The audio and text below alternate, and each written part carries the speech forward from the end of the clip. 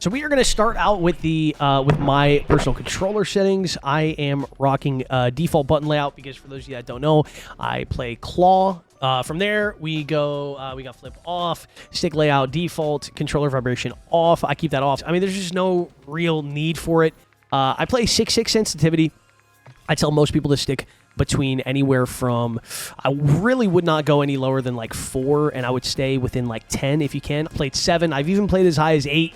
But 6 is where I'm at right now, 6.6.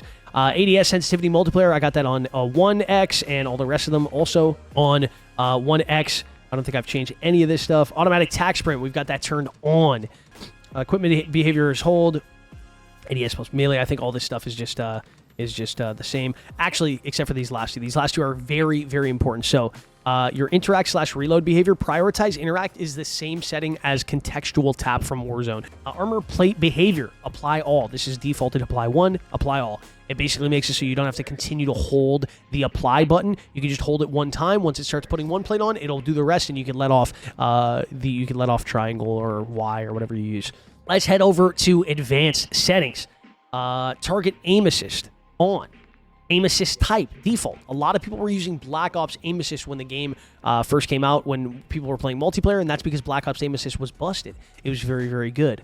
Now, in the last update, they recently nerfed Black Ops aim assist, and it's probably still usable, but I think I saw a lot of people going back to default. I personally went back to default, and I'm playing on, that's what I'm playing on. All of this stuff here, I haven't touched any of this. Not really sure. Actually, I have it turned off. So I think this is kind of like almost like how on Apex Legends you can go more in depth with the controller settings and the aim settings. You can test some of this out if you'd like to, but I just stick with the default default, like sensitivities and stuff like that. Aim response curve. You want to switch this from standard to dynamic. I know some people play linear. I think D plays linear actually, but I know I play dynamic. I know a lot of people play on dynamic for controller. I think the rest of these are just a lot of default, except for input dead zones. Now, dead zones, a lot of people get tricked up with these. They like copy and paste what other people are using. You don't want to do that. So for all this stuff down here, I keep all of this basically the same, and except for this one particular setting right here, which is invert, slide, and dive behavior. Now, this is something that this is kind of personal preference, but this is something I find with this particular game, with both Modern Warfare 2, just the multiplayer, and with Warzone. Sliding is really not useful, in my opinion. It's not really good to do that much. I think diving is actually useful sometimes, getting you into cover, quickly diving into cover away from gunshots. It can actually save you, I think, in a lot of cases. And what doing standard does is it makes it so that, obviously, tap the slide and hold the dive. If you invert this, it goes hold the slide and tap to dive. So when you're sprinting, you tap it and you instantly dive. It gives you that extra few milliseconds instead of like having to hold the button and then getting the dive. It gets you that instant dive. I put that on invert myself. Then we've got plunging underwater. I think I keep that default. Parachute auto deploy. I turn that. That's usually defaulted on. I turn that off so I can control how low to the ground that I can pull my shootout. Sprinting door bash, keep that on. A ledge mantling, mantle only. I just keep that all the same. ADS 6 swap is the same. Backpack alternate control.